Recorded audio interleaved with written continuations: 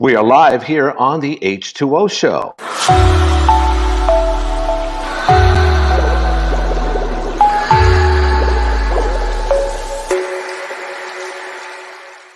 It is Wednesday, the 3rd of March, and I have the honor of speaking to someone from Central New York right now. Her name is Michelle Howe, and she is the founder and president of Empath Evolution. Michelle is a powerful teacher and a channel of high vibrational healing energies. She inspires and guides heart-centered individuals to stop the energy drain. Like on this Wednesday, I could attest to that. There's a lot of drain going in this head as we speak. And she also is there to release emotional pain and embrace your evolutionary path. And without further delay, let's talk and show Michelle Howe. Thanks for being with us today. Thank you. Thank you for inviting me.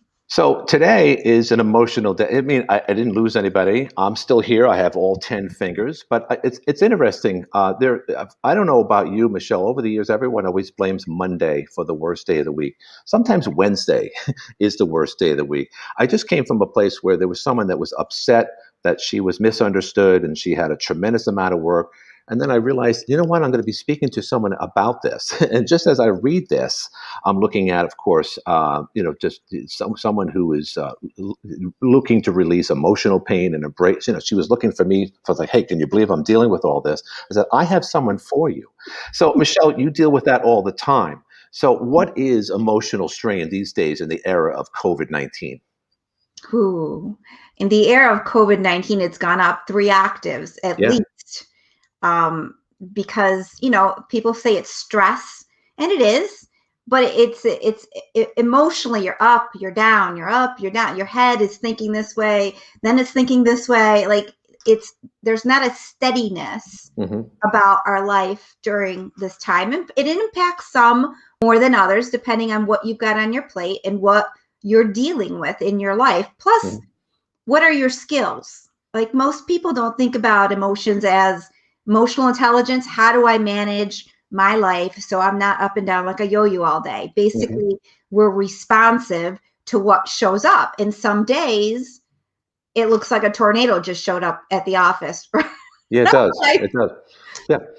So prior to COVID-19, we all have day-to-day stress, working in 50, 60 hours a week. Something will go wrong. So how do we escape that? I mean, again, putting COVID aside, we all have challenges at any given time. How do you help your clients that have been overwhelmed by their day-to-day experiences, Michelle? Well, it starts first with understanding what they created. What are they in? Where are they? I almost look like it.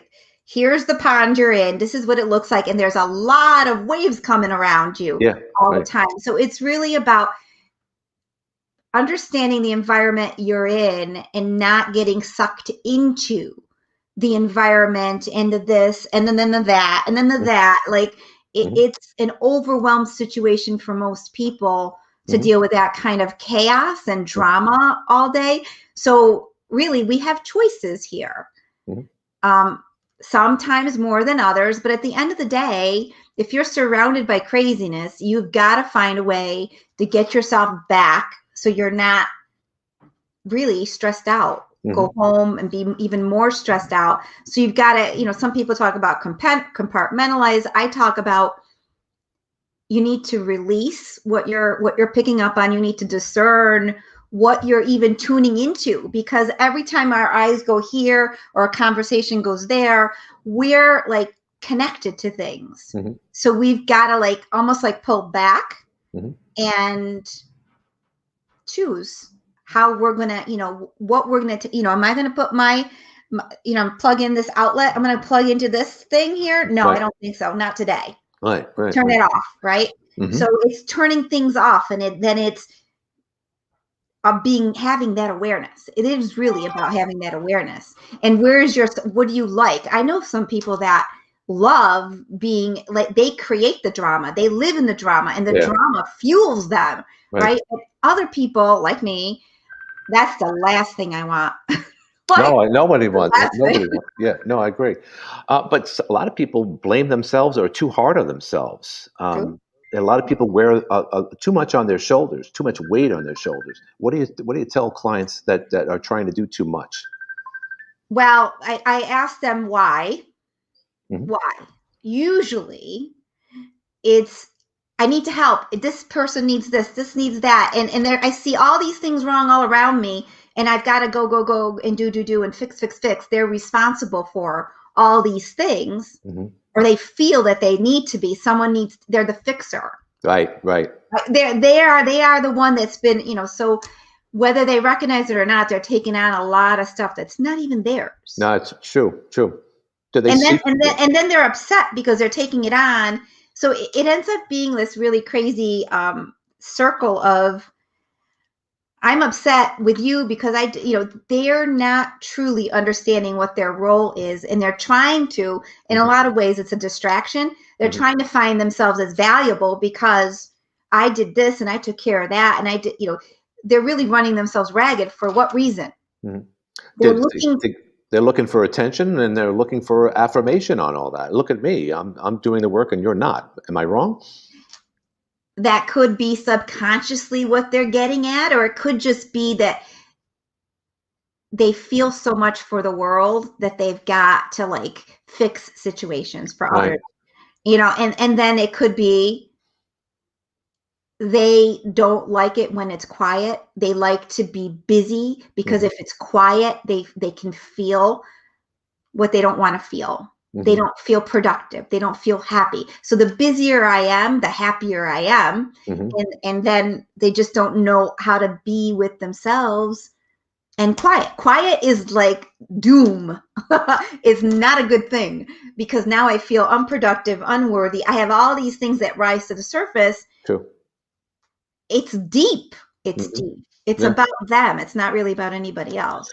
Are we our own worst enemy when it comes down to it? Like a person that tries too much, or feels like me, like, if I'm not doing something even on a Saturday, I feel like I'm feeling this guilt complex. And if I'm not doing something productive or something that's making me money or something I need to be doing around the house, does that make me a better person or worse, or am I exasperating myself? You like to be busy. Yeah. But I also like to be lazy too, Michelle, every now and then. But sometimes I feel guilty about that. Maybe it's my Catholic you've got a thought in your head that says being lazy, laying back, relaxing, just being, it's wrong. Yes. It's bad. Right. It's you're worthless. You're not doing anything good with your life because you're lazy. Like, instead of saying, I'm taking some time to myself, I'm going to read this book, I'm just going to hang out, I've had a busy day. That's not allowed, because somewhere in the recesses of your mind, someone said, or you bought into, that it's lazy. So you would look at someone else doing that and say, they're just lazy, right? Instead of saying, you know what? They're loving their life. They're having a good time. Why the heck should we, and a lot of this, and I see it myself with my own family, I'm recognizing it. It's inbred. Like, if we saw in our fathers and our uncle, like, if all they did was work all the time, that's our definition of what we need to be doing. But in a lot of ways, it's kind of like a cop-out. It's not bail. It can get totally skewed. You could be totally miserable because all you're ever doing is working. Right. And you take, and again, sometimes you're just miserable because you feel like, you would like to be going out on a boat or whichever time of year it is, but you feel like in my case, and I'm just revealing myself to you, Michelle, is that if I'm being in sales all my life, if I wasn't out there getting money to pay the bills and reach my quota, this up here has always been conditioned to think that if you're standing still, you're not being productive. And I'm assuming a lot of people fall under that realm, whether they're in sales or not. That's the whole doing versus being. Doing versus being. Okay, so there's like two sides to us: a very male side and a very female side. And men have it, women have it, we all have it. We use it differently, right? But the male side is about doing, logic, doing, going, meeting, right? Right. Female side is about feelings, being in the feelings, receiving, savoring, beauty. It's that whole emotional side to us. Right. We weren't born, we didn't go to school, they didn't teach us emotional anything. Our parents didn't have emotional anything either. If they taught, it was, if you had good parents and they were able to get along, you had, good, loving steady environment. If they didn't get along, the men typically would shut up and be quiet or go into a rage or go drink, right? That's True. what they would do. And the women would complain and Mm-hmm. they'd feel bad and they work harder at doing Mm-hmm. what they were doing or go into a depression. So it really is about how do you really look at yourself in your life Mm-hmm. and what is healthy and what is not healthy for you. Mm-hmm. And the more we ignore how we feel, Mm-hmm. it's almost like we're not paying attention to other parts of us that really matter. Mm-hmm. Mm-hmm. So I can't, you can't force people to want to do that because No. they typically don't want any part to do with it, especially if they're very logical. Mm-hmm. This isn't important or necessary. Just fix the problem, male energy. Just fix the problem. Right, right, right. Right? Well, I mean, it's the same thing what you were just talking about when there's an affair, and the man will say, "Oh, it was only sex," and said, "Well, did you?" And then the woman would say, "Well, did you love her?" And I think that describes the difference Mm. between men and from Mars and women from Venus, that they are on the side of, oh, were you emotionally attached to her? No, she just had a hot body and I was drunk. That's not a great answer, by the way, Michelle, but I think that is the difference between us. Is that a good enough analogy or description? That's an interesting analogy. Well, you hear it all the time. You put on the soap operas at any given time, and oh no, it wasn't that at all. She was just there. She was wearing a bikini, and one thing led to another. I said, "But do you love her?" No, of course not. Who are you kidding me? Well, Yeah, I think women are more in tune with feelings and yes, they connect sex to feeling a lot easier than men do. And hmm in some ways, I think men are attracted to women because of that, because hmm we're the total opposite of one another. hmm But, I'm sure there's a fair amount nowadays of women who look at sex as just sex. But yeah, it's true. if you ask me, I mean, my upbringing, it's very hard not to get emotionally caught up, hmm but I'm coming from a woman's perspective on Sure. what that would be. Mhm. Um, and I suppose I really don't know what a man would do with it. Well, I could tell you. It's different, and I think you're right. A lot of that has changed. It goes both ways, especially in the 21st century. It's not what it used to be. But let me ask you: when a client comes to you and says, "Michelle, I have issues. I have all this, this emotions that's been building up. I'm not appreciated at work," or it could be a myriad of things. So that's the first day they walk in to your office. Walk us through the process at that point. What do you tell them? It says, okay, in order for me to make you feel more relaxed and be the person that I think you should be, we're going to have to do some this, that, and the other thing over the course of, say, a couple of months, whichever. Tell me, if you could, as a quick outline, what people would expect when they speak to you and about your services, Michelle. So I never tell people how they should be. Okay. You know what I mean? Basically, it's them finding a place where they're comfortable. Like they're coming to me because, first of all, they have to be open to spirituality in some way, Okay. right? They want to connect with their heart, right? hmm So that's a big thing. They don't feel whole. They hmm feel like something is on them, something is weighing on them. Life is not coming together too great. So they have to be in a place where they really want to go deeper within themselves because it's Right. their journey. The second thing I do is say, okay, tell me the story. What is the story? Sit hmm down, type it up. What is the story looking like? Right. And don't censor it, just let it go. Okay. And then I look at the story and I'm like, look at the story. And I underline where things are rigid, unforgiving.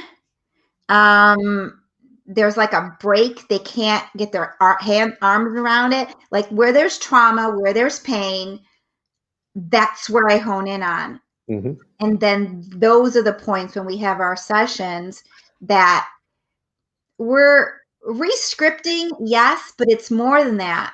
It's giving the person an understanding of what actually is it. Like I see patterns when I look at the writing. These are the patterns you have. You want hmm to change those patterns. The more you know what they are, and we hmm tweak it to do the opposite, and you come up with why you do what you do. We all do what we do for a reason. hmm We don't always know what the reason is, but the moment we know the reason, we can change it. Right. right. So everybody comes in with different issues, different concerns, but is there an overall common denominator between people these days? In other words, do you see the same type of day-to-day things that are affecting people and their emotions?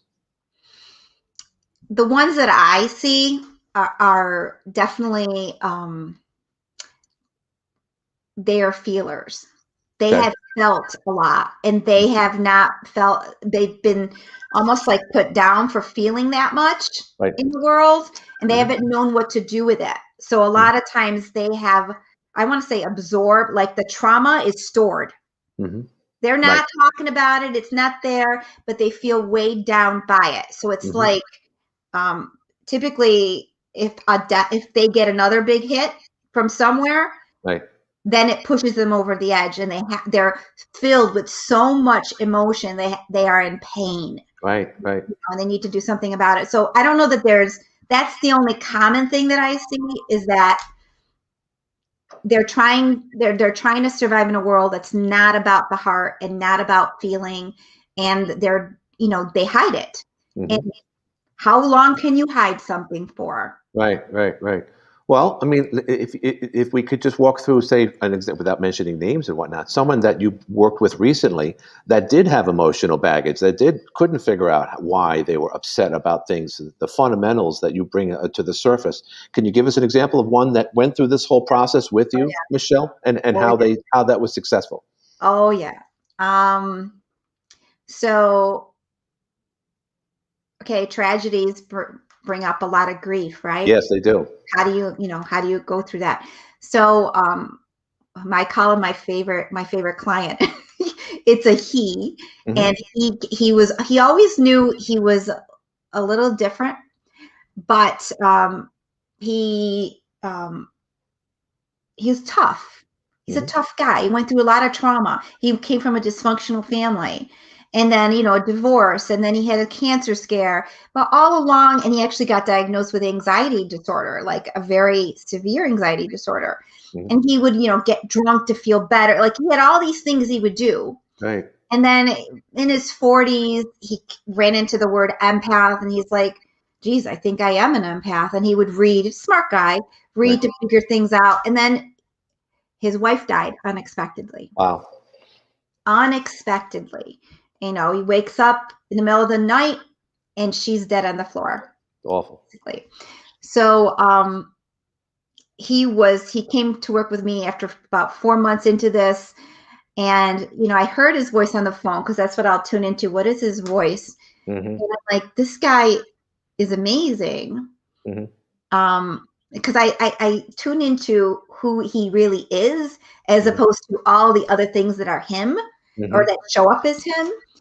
And we started working together, and he had so much trauma from his past, Hmm. but he had never put together the pieces of why he was the way he was, Hmm. and almost the spiritual piece of it, why all these things happened to him. Like, at one point, a brutal murder in his family, immediate family, right? Wow. The Wow. father, this bigger than life firefighter that everyone adored, but at home was not that Hmm. at home. Right. So trauma after trauma after trauma. So we outlined 5 of them, one at a time. We went into each one, and each time it's not just talk, it's really me activating him, meaning Hmm. his energy, meaning helping him understand how to look at it differently. Hmm. What are the pieces he doesn't see Hmm. that he's holding on so tight to it, right? Hmm. And he packed it away. It's not like this guy was living in turmoil. It's Hmm. just that his wife dying now threw him over the edge. Right. You know, Yeah, like, right. And that would well, for me. and it would, and very quickly from working together. So I don't know how to put this. Like, Yeah. we are spirit, Glenn. As much as we are physical, we Hmm. have emotions, we have a mind, we have a Hmm. spirit. Right. So what I do is I went in and I cleaned up some of the energy body, the things that he was holding on to energetically. So it's Right. almost like an energy healer. Right. That's a psychologist, sort of. Right. Which we talked about. Yeah. Right. That's a teacher, sort of. Yeah. Right. So Hmm. his own wisdom, like he needed to start paying attention to, his wife started to actually connecting. He started actually connecting to his wife. This guy was like, you would never imagine he was a feeler. People were afraid of him Big because guy. no, he's not a big guy, Hmm. but he's a very intense, like he's a protector. Okay. I'm not going to let anybody do anything. Hmm. So people would sense that from him, Right. and you wouldn't want to get in his way. But he was Right. also, what he was hiding was he was a lover. He loved emotions, his wife, so much, right? Right. So Hmm. one thing at a time, and he's actually on his way to becoming a healer himself. Wow. He didn't even believe this was possible, Right. and then he had all this drama with his father. His father was in spirit. His father had died. Right. His grandfather, like all these things, he can connect with people in spirit now. So through the work together, he connected with his wife. He Wow. cleared up his past. Like he's totally re-energized in a different way. Hmm. And his focus is now what? Healing. Right. Right. And now healing others. Yes. Right. So, and I always joke with him. I'm like, I never heard it, because I learned, as much as I help, I learn. Yeah, you do. You did what? I said, yeah, anytime I really, really was in a bad spot, I'd go get drunk, so drunk, I'd pass out, wake Right. up the next morning, I'm perfectly fine. Wow. Wow. I don't know. You know what's sad about it is that he probably wouldn't have learned this about himself if his wife hadn't died. So there's I'm not saying there's a silver lining to everything, but in this case there actually was. I mean, he would definitely want to have his wife back, but as a result of losing her at a young age, I'm assuming he went into this whole transformation with you, and he wouldn't have seen that. Do you ever look at it that? Does he ever look at it that way, Michelle? Oh, he sure does. Right. I mean, at this point, certainly he would want his wife back, but Yeah, of course. he has entered another stage of his life. Amazing.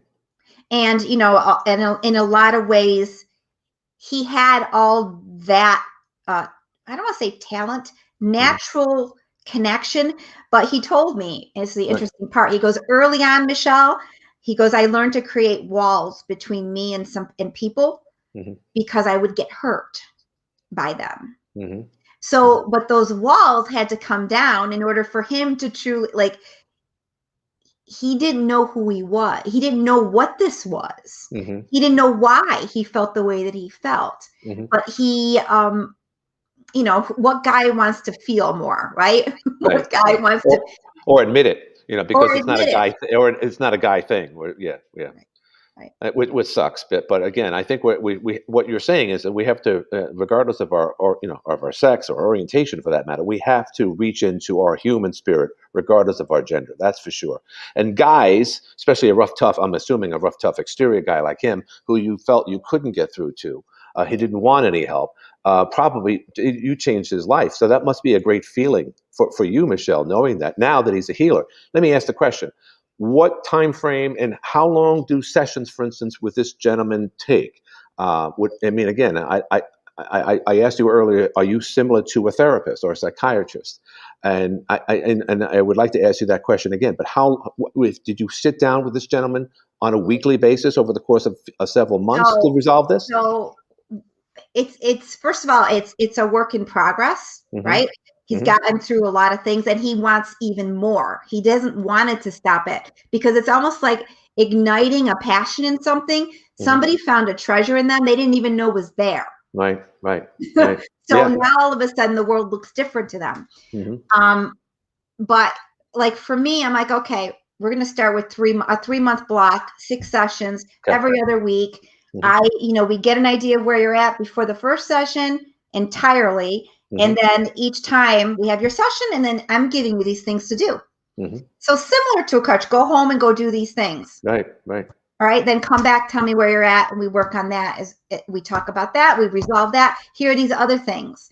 So he's been working with me now a year. I mean, and he's all better. Right. But because I opened a whole phase of his life that's new. Right. he now wants even like he's not done. Hmm.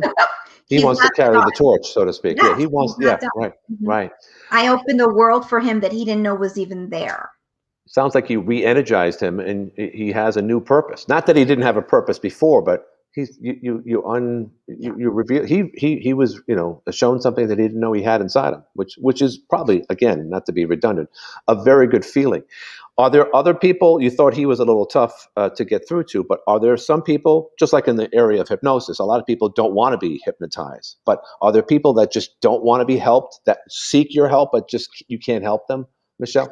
Um, Hard exterior that just stubborn as Listen, hell. no, but nobody's going to come see me unless they really want help. Right. Okay. Hmm. Because it's not like it's covered by insurance. It's not. They're not going to, I'm not a psychologist. I'm not going to sit with you week after week after week. We're making progress or we're Hmm. not doing Hmm. it. Hmm. Right. Yeah. Um, so there's that stipulation Hmm. in working with me. Hmm.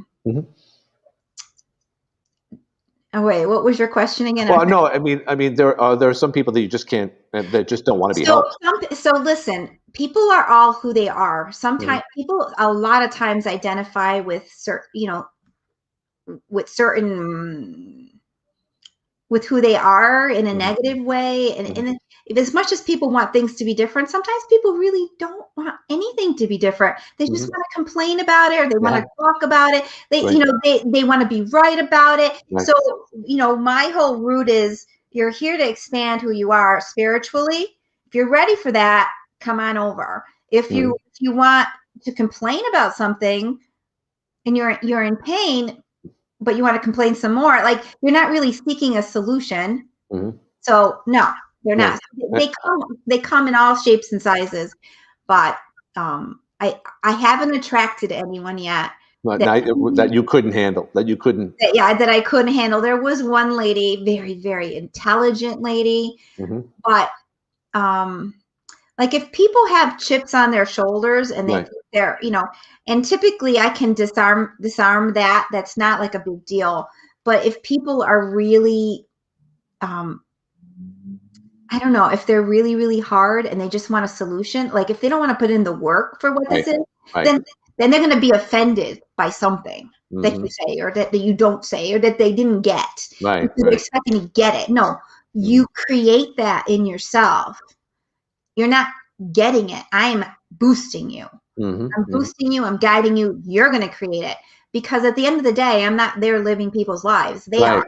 They have to make, yeah, they have to act on your suggestions, but they have to follow through. Right. And Uh, they have to be honest. Right. Well, and not a lot of people are honest these days, at all levels, and we see that with politicians, business people, crazy stuff going on in the world. And again, we're not even talking about COVID. We're just talking about the way, In general. I'm a baby boomer, and we have our own challenges and so forth. But folks, we're speaking with Michelle Howe, the founder and president of Empath Evolution. Explain what Empath Evolution means, Michelle. It means that we are here to become more empathic, Hmm. more of a feeler, step into the zone of feeling, processing your life by feeling. And that'll be a more of a true language than your logical mind. Like, how do you say it's a life well lived or a day well spent, right? Hmm. I can logically tell you why it was a good day, but if I don't feel good, Hmm. it's not. If the life Right. didn't feel good, if my relationship doesn't feel good, you might Mhm. have all the bells and whistles of a perfect life, Right. but if it doesn't, you don't feel good inside, which is inside. So the eyes are always looking out. Hmm. Look in and look at what that stuff is. And once we're working on an evolutionary path, meaning that everyone's garbage, all of the things that we avoid and don't want to look at about ourselves Hmm. as a country, as individuals, it's mirrored back to us by situations and people. And we Hmm. can't really run away from that Hmm. because it's actually more intense now than it's ever, ever, ever been. Oh, without a doubt, without question. And people are very quick to you this, you that, then this, then, and I Hmm. understand we need to have conversations and we should have conversations about things, but um the intention behind what we say and what we do. If it's for any other greedy, manipulative, Right. I have, you don't have, Right. kind Right. of thing, there is something to be said for that, because it's hurting us to be surrounded by that kind of mentality. Oh, it is. Yeah, it's toxic. Yeah. There's no question. Now, Michelle, you've been doing this now for 10 years, but interestingly, prior to our discussion live here on social media, you were a CPA, and then you dropped that. I'm assuming you probably had a very good living as a CPA. You probably went through a lot of schooling, not to mention the examinations that it took to become a CPA. So congratulations on that. But you walked away from that. Explain that. That's a loaded question, isn't it? Explain that. Give me a reason for that. Why did you do That's that, what my Michelle? husband said. That's Yeah, what I'm my sure he kids said. did. I married an accountant. Whatever happened to you? What happened? You went from an accountant to really a spiritual counselor. Really, I mean, I don't want to call you a counselor, but it's a huge difference between the two. And how did that happen? Um, You were saying earlier that you were working on people's dollars and cents and bottom line and making sure that they were, doing everything the government way. But you were probably getting into the basic emotional ties to their business. Was that it, Michelle? no, No? Okay. no. I didn't know anything about any of this. This was not my, Forte. it was not, listen, I told you, I said, when I went to college, Mm-hmm. I went for accounting, but I always was very inquisitive, very outside of the box, very self-help books, everything I could get my hands on, I was reading, Mm-hmm. because I always had something going on with me. I was never like just okay. I was always analyzing people, looking at their actions, feeling who they were. Like, I didn't know why I would be anxious. I didn't know why so something was always off. Mm-hmm. So I always read the self-help books. And when I went to college, I went and I took a couple psychology courses. And I remember thinking, this is not making any sense to me. This is not the right way. Right. Right. Right. Right. So I stayed with accounting, and I was actually a really good accountant because I could see what everything was, what they needed to do, and then, give them suggestions. Mm-hmm. Mm-hmm. So what happened was, I was working in an incubator, in an entrepreneurship incubator, and I was the coach, the consultant, the strategic person teaching them about the business plan. And I'm coaching with these people, and I'm like, okay, they're never going to succeed at this. They don't have the skill. They are a worker. So I would always uplift them Mm-hmm. and give them what they need. I could see what they were trying to do, and I would Right. direct them, right? Mm-hmm. And then what happened was I went through what I phrase like an awakening experience. I went through, somebody hit me with a 2x4, and I didn't know what the heck happened to me anymore. You're Like, being not, figurative. No one physically did that. You're being nobody figurative now. physically did that. But what happened was, I had a new friendship come into the life, some new friends come into our lives. Mm-hmm. And I experienced such highs. I was like having the time of my life. Hmm. And, I always had a good life, but this was above and beyond. Like, so something new came in. And, what happened was I felt so out of control. I didn't know who I was anymore. So I was doing great. And then I'm like, well, now I'm confused emotionally. What is going on? Like, I couldn't figure out what was going on with me. And I was getting, so that my life could have been destroyed, because emotionally I was getting attached. I was getting too attached. And, it wasn't healthy. So what I did was, I'm like, this has got to stop, because I could see the handwriting on the wall. I'm pretty good at foretelling where things are going. Yeah. This has got to stop. I don't know who I am anymore. As a matter of fact, I looked in the mirror once and I said, what is going on? And I'm like, where is Michelle? Because I'm a pretty strong person. I put the boundaries right up front when I think something is bad for me. This is bad for me. But every part of me loved it. This is bad for me. Wow. And like, so I stopped it, and I ended up going into a depression. And in that depression, I'm like, what the heck just happened? I'm like, this cannot happen to me. I'm 40 years old. I'm like, and how could I be twisted in a knot this way? So that's what started I went crazy trying to find the solution to what this was.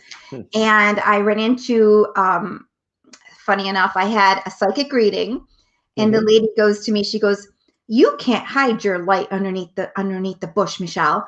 And I'm like, "What are you talking about? I don't understand what that is." "What are you talking about?" Right. She goes, "You have the capacity to heal, to help other people, and you need to use that."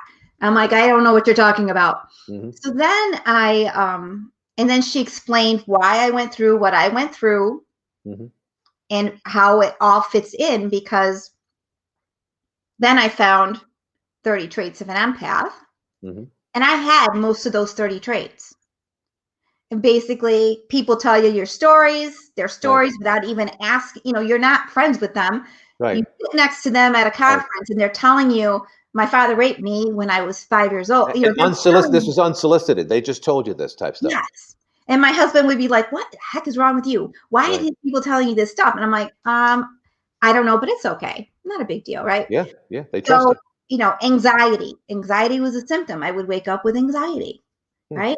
I had mood swings at times, and I didn't know why. Like, I had to keep my world kind of small because I just didn't always like the feeling that I had. Like, I needed time to myself to feel good, to feel back together. So it's not like mind you, I'm an introvert, but I can be quite the extrovert when I want to be. Right. It's just that I prefer my To be own. an introverted. Yeah. Right, And I right. prefer one-on-one versus one in a group, because in a group, I could feel what everybody is almost thinking and feeling. Easy. Wow. Not Wow. hard. It's not hard. So that in and of itself, is it a gift or is it a curse? Right, Because right. why would you want to feel what other people are? So if you know that somebody might get hurt by something, you're not going to say it. Right? Well, what's your problem? Why don't you just say it? Because if I say it, then they're going to react, and I'm going to feel them reacting. Right. And then that's going to make me uncomfortable. So it was about then becoming skilled and aware. And in becoming skilled and aware, I'm like, holy shit, there's people all over. Oh, sorry. That's okay. That's fine. This is the internet. Who cares? There's people all over this country that are dealing with addictions, depression, anxiety. They don't know anything about energy. They don't know anything about empathy. I mean, I can tell an empath a mile away, and most people have a little bit of empathy. Some people, basically, you could be a sponge. You are where people go to feel better. Right. That's you. That's a pretty good skill. I mean, that's what it is. And you found out, at a young age that you had that ability, and you literally changed careers. But let me ask the question. Were you scrutinized when you went to see a psychic? Because a lot of people look at that as that's not real. It's it's heresy in some people's minds. So why did you go to see a psychic? And I'm not putting that down, Michelle, but it is somewhat controversial. I'm going to answer that. Yeah. Because I went the traditional route. I went to psychotherapy for 6 months. And the lady did, very nice people, very nice woman. She did nothing. I could psychoanalyze her. Right. She didn't understand anything that I had just gone through in my mind. It wasn't helping me. So I'm like, okay, this isn't working. I'm going this direction. What's this going to tell me? Because I had to discover what was going on. So, mind you, I'm the biggest skeptic in the world. I know where you're coming from. And I take things, and I digest them before I accept them. Right. So, but for me, I didn't have to answer to anybody for that, because they advertise it as entertainment. Fine, it's entertainment. But when somebody tells me something that can answer the question of what was this about, why did this happen, when they can tell me things I don't even know about myself, now that's valuable. Yes, it's very valuable. Yeah, you just filled in the puzzle pieces that I've been stymied on for months. So I took the pieces that I liked, and and I use other information because I had to put the pieces together. Hmm. And I'm not really worried about what anybody thinks about anything about Sure. that because it Right. doesn't matter. Hmm. It's really what I think about it. What do Hmm. I think about it? Hmm. How comfortable am I with this? Hmm. And now my job is not to, it's not about promoting, go to a psychic. I don't really, there's a place for that, Yeah, sure. time for that, right? Yeah. It's about empowering yourself with Hmm. knowledge where you can get answers. Hmm. And if that is like there's a spiritual part to this, if you're open to that, Hmm. it's right there. Hmm. Hmm.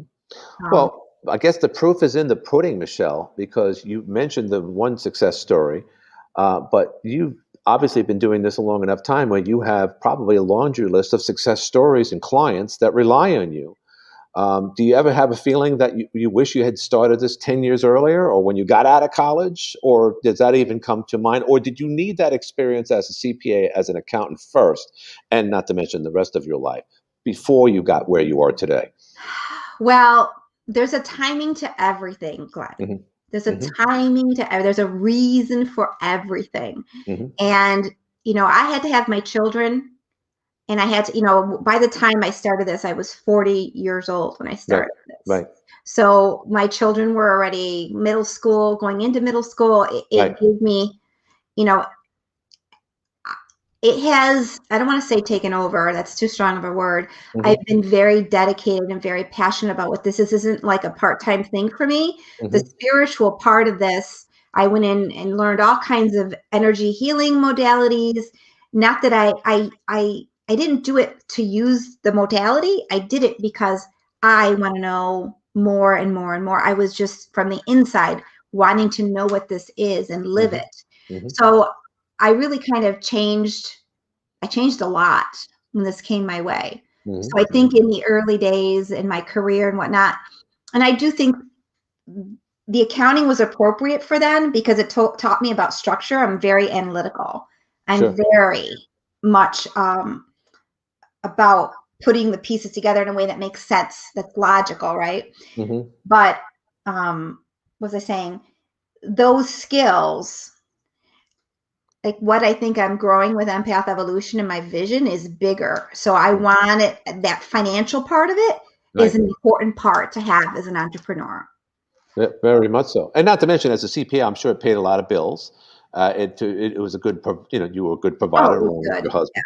But I could see your husband saying, "Whoa." I mean, I have a Mm-hmm. stepdaughter Mm-hmm. that did very well, and she went to Cornell, and she went to Boston, had a six-figure job, and then one day she says, "I want to be a veterinarian, like my like her father."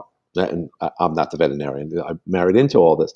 But she did it, and it's the greatest decision she ever made because now she's where she wants to be. I'm assuming you feel that way about yourself, Michelle. I mean, we can call it a calling, and perhaps it is. But could you see yourself doing anything else right now? No, no, no. I kind of knew that answer. No, no, I knew that. no. Yeah. This is exactly, I'm supposed to be leading Hmm. and sharing and bringing this topic to the table because it really is important. Right. No, it's not. There is actually, it's funny because I was just talking to a lady. I'm not really a science person. Hmm. There is science behind a lot of things that I say, Hmm. but I'm not really a natural over talking and bringing in the science to prove different things. As a matter of fact, when people start proving things to me Hmm. and with the logical mind, I turn right off. Like, I don't want to hear that. I Hmm. can feel if what you tell me is true. Really, but Yeah, you could tell someone is genuine. absolutely. Really. Oh, I can So. tell where their heart is in it. Like it's almost like the logical is fine, but at the end of the day, I'm not living based on logic. I'm Mhm. living based on heart. Right, right, right. And So there's and a your place. and your own intuition. I mean, you Yeah. have this feeling inside. I mean, I'm just picking out a movie because I'm a big movie guy, but Whoopi Goldberg in Ghost, she had that. She didn't know she had the ability to talk to dead people. You have the ability to find what people are thinking because we talked about this prior to this broadcast. That you have a general sense of when a person walks into a room. I'm assuming they'll have to start talking about themselves. But like you said earlier, a lot of people might come up to you at a public place, at a bar, and not for nothing, Michelle. I'm not to overstep you, but I have found the same thing with myself. Complete strangers or friends of friends that would just disclose incredible information to me, and I never passed it on to anyone else. I was like Alfred from the Batman show. So it was just, you're going to tell me that? That's fine. But it is something, it's very comforting to know. And in being in sales, that helps, that people confide with you. That must give you a true sense of power when someone tells you something off the cuff, very, very, I guess you could say, secret for others, but they just meet Michelle Howe and they say, hey, you know what? I had an abortion when I was 20 years old, and this is really dragging me down. Maybe not the best example, but that is something that people just don't talk about. I'm sensing that that's people gravitate to you for that. It's what they're gravitating to is they're able to not be judged. Okay. It's really just creating that space with them where they're not judged and they're safe, and there's an energy exchange that happens that then it's almost like you can transmute. I don't know if you know that word, but you can clear it. The air gets cleared. They're holding less. Right. They're holding less because you're able to say it and speak it. So it's an honor actually to be in that. It is. Well, let me say this. When they say when a murderer gets into prison and he won't tell the law enforcement that he committed the murder, but he would disclose, he would admit, or to his jail cell mate, whatever, someone who's in the jail with him. It's a prison disclosure, if you will, and it happens all the time. Does that mean that people have things that they want to tell someone, even if it's heinous? Is that something that, as human beings, we have that need to tell people what's on our minds? We're going to be very selective to who we tell, but ultimately, is that what human beings? Is that the spirit of humans? What we want to reveal about ourselves? This inner feeling about us? Feeling is a part of who we are. We like to bond. Whether you call it a husband, a wife, or a best friend, we need to bond with people, and people help us. Help us just lighten the load. It's about lightening the load and understanding. It's like their compassion gets activated and the love gets activated. And on a higher level, we are not all separate. We are all connected. So when you talk about consciousness and people and humanity, like when more of us start being and operating from a higher level of understanding, when we change that factor of empathy and compassion, everything changes. Because it's almost like toxic versus loving. Like the toxic can certainly spread, so can the loving. So, you're trying to tip the scales, and recognize what is toxic so you can stop those habits that keep you pulled into. So energy is magnetic and electric. You're going to, if you throw some nasty stuff at someone might throw that nasty stuff back at you. You know what I mean? Yeah. So it goes back and forth. So you have to really, I'll throw the word in, be grounded and be solid in who you are, because everywhere around you, someone's broadcasting something and they think it's got to do with you, maybe, right?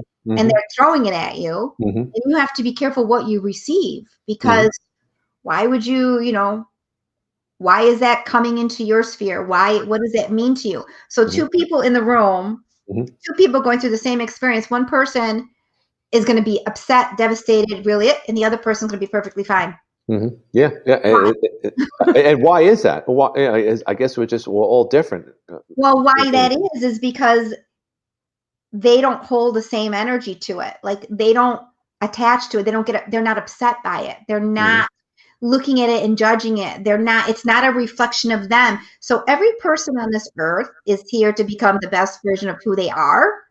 So they pick people, friends and lovers and boyfriends and whatnot and kids to teach them to mirror back who they are. So, you're going to positively impact you or negatively. So it could become like a soap opera, or it could become, I'm going to spread some awesome energy to everybody here.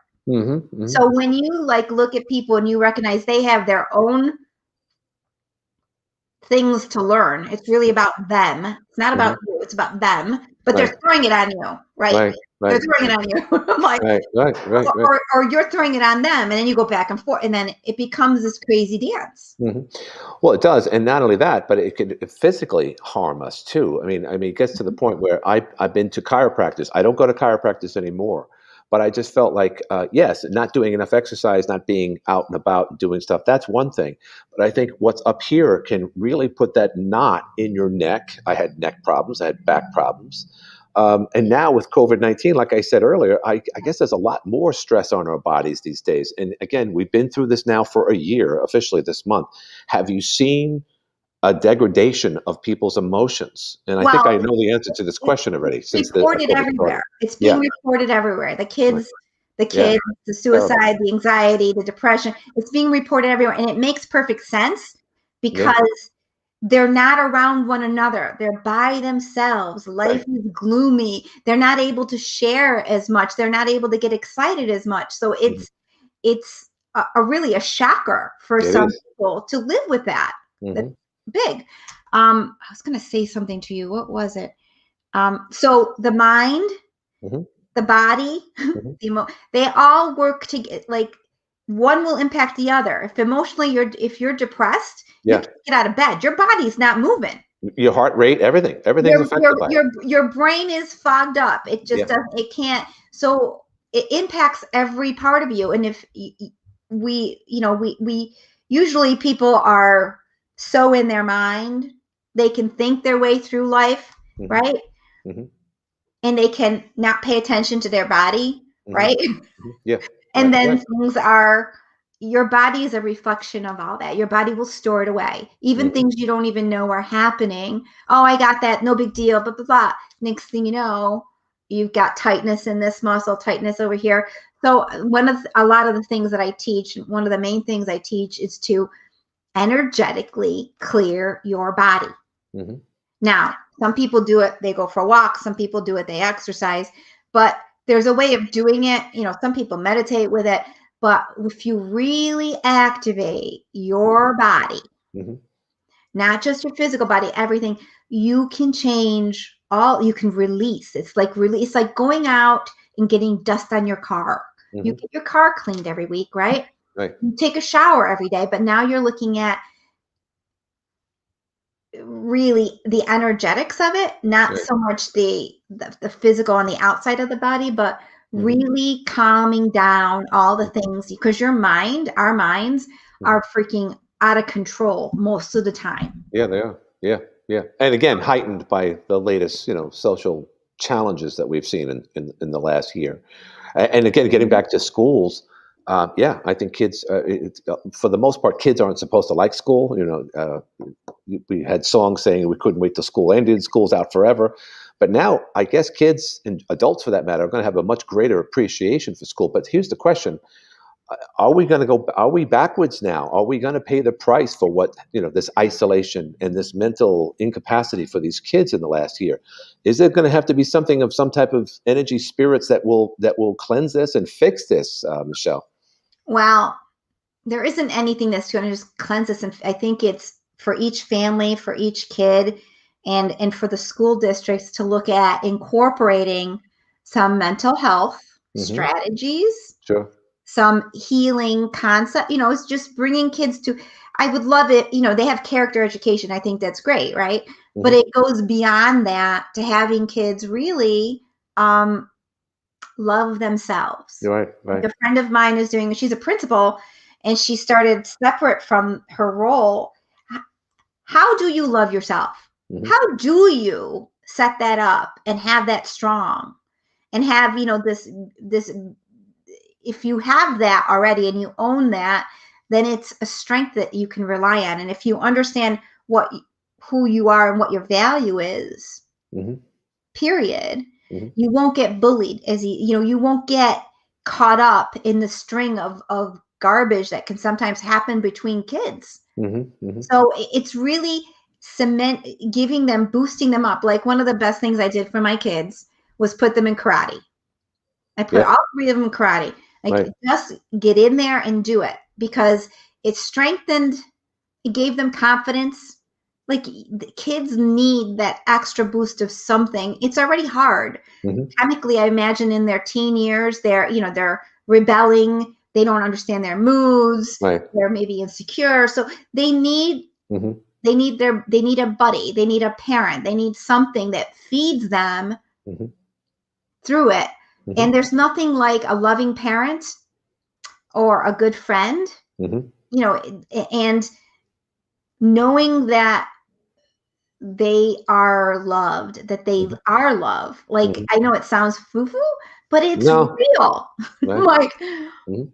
Yeah. No, I say the same when I see a child. All I prefer to see, I mean, is obviously a healthy child and so forth, but if they're happy, and if they're happy, that's more than likely they're loved. That's not always the case, and we can't always tell this if we see a smiling child and whatnot. But we've seen images, for instance, of young children in Iraq in recent decades where they're not smiling, and you know the horror that they've been through. But there's nothing worse than seeing a child that's depressed and unhappy. And there's obviously that's gonna pay. In my opinion, someone's gonna pay the price for that down the line. I'm, Obviously, I'm, that individual. I'm going to tell you, it also has a lot to do with how the parents treat the child. Sure, sure. How the parents are projecting on the child. We have to be really super careful Hmm. what we say about who somebody is, Hmm. because if someone's looking to be loved, or what they need to be loved, Right, or what's wrong with them, you know what I right, mean? right. And boost them, almost like tune into that whole empath, tune into what someone is living through, Hmm.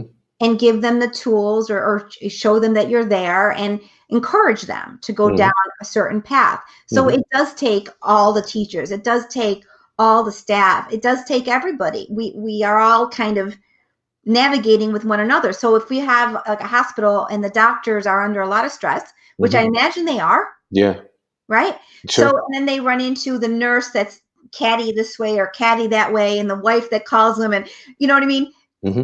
How, it's insane Hmm. Hmm. to have that kind of stress in your life, on top of already a really, you What know, you have to, yeah, what you're already doing. time job. Right, right, right. So, yeah. So you operate right out of Syracuse, if you don't mind me saying. What township are you in, Michelle? I'm in Brewerton. You're in Brewerton. Okay, so you're north of, so you're somewhat close to Watertown. Now you got something coming up. I'm going to go to it right now, and if we're going to see if we can call this up, and there we have it. This is your website Yeah. and energetic awareness. You have something coming up. Explain this. This is a 2 hour. Boy, I really need glasses. This is a 2 hour. I have them right here. Holy mackerel! This energetic awareness: recognize, understand, and manage invisible dynamics within and around you. This is a 2 hour masterclass with Michelle Howe, who we're speaking to right now, part of Empath Evolution. You will learn how energy impacts you, and what drains you, and all the insights and tools. Fascinating stuff. That's coming up when now, Michelle? When's that happening? That's on March 20th, on a Saturday, March 20th, from 1 to 3 Eastern. Then you can translate it over if you're not right in this Right, right. area. Well, yeah. If you're in another, yeah. So interesting. So that's coming up. Do you do these often? These type of classes? These. I've done different types of classes because I love diving deep into a lot of different topics. Like last month I did emotional empowerment. I've done energetic sensitivity. This is energetic awareness, because one of the ladies on my team, she goes, Michelle, you really have to put this in a way that a normal person can understand what you're talking about. Right. That's very important. Layman's terms. Sure, sure. And you Yeah. do that. So how many people would you expect? What's the capacity? And in as far as COVID, this is face to face. This isn't done No, on no, no. as This is opposed. Yeah. online. This is Oh, it's online. online. Sorry, sorry, sorry. This is online. So anybody can attend. I'm thinking I'm in Texas. No, no, no. Empathevolution.com is the website.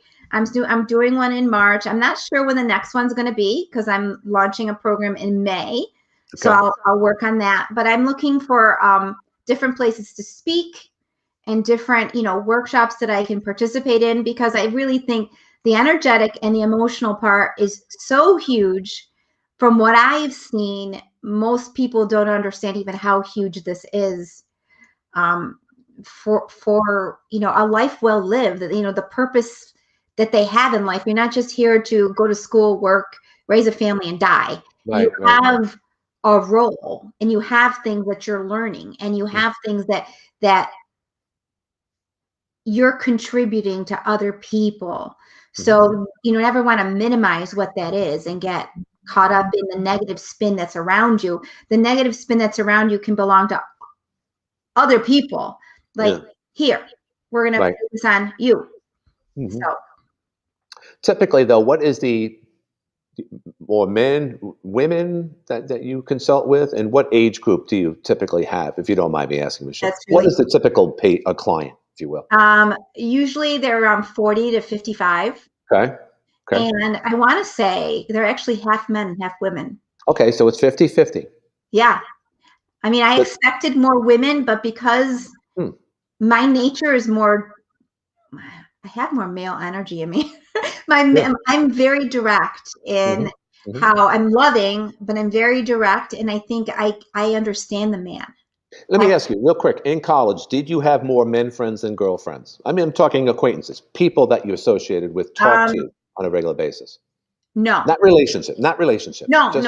It was more women, but interestingly enough, I could read men really, really. And that's why I kind of stayed back. I could read them really, really well. It scared me. I'm like, why am I? I'm like, I know what they're thinking. So. Well, I mean, that helps. I mean, you found the right man. Is that correct? I did. Does he feel paranoid that you know more about him than he does, or that you know what he's thinking? Interestingly enough, Glenn, it's funny. When I was dating, I dated a bunch of men, and they were emotional. They would tell me everything. I'm like, I do not want an emotional man. Please do not give me an emotional man. Right. And so my husband is he's solid, reliable, grounded, not emotional. He doesn't go there. When he does, it scares me. But he doesn't go there very often. And I prefer that because I have enough emotions already. Right. Which, mind you, the world would never know that I have emotions. That, I keep them to myself. Right. And he grounds me. Which is what I need. And I didn't need someone that was then this, then this, then that, and this, and that. I'm like, oh my God, stop it. That's too much. Roller coaster. Yeah, you don't want that. Interesting. How long have you been married? 25 years this year. Congratulations. I've been married my second time around. We're not quite up to 25, but I can honestly say it was the best thing that ever happened. And hopefully she says the same thing, Michelle. So we've been talking, Michelle J. What's your middle name? Is that Joanne, Michelle? What's the J for? No, Josephine. Josephine. Okay, I know. I have a friend of mine down in Queens. Her name is Josephine Acero, or Wendell. She used to be Acero. The founder and president of Empath Evolution, powerful teacher, and she shared a lot of her insight today. And again, that teleconference that you're having is later on this month. What's the date again on that, Michelle? March 20th. March 20th. So I'll have all the pertinent information about how people can contact you on the two posts. We're doing this on YouTube as well as Facebook. Michelle Howe, thank you very, very much for being with us today. And I want to give a shout out also to the guy who set this up, and that's Josh Kearney, my business partner here. And I want to thank him for setting this up as well. This went very well, and I'm very glad we had this opportunity today, Michelle. Thank you. Thank you. Thank you. Stay on if you can. And I'm just going to finish off here. And thank you very much. Once again, another edition of the H2O show here from Public Square on the second floor overlooking beautiful Public Square. I'm Glenn Curry, and keep in touch. We'll have more conversations like the one we just had with Michelle Howe. We'll be back soon with another conversation.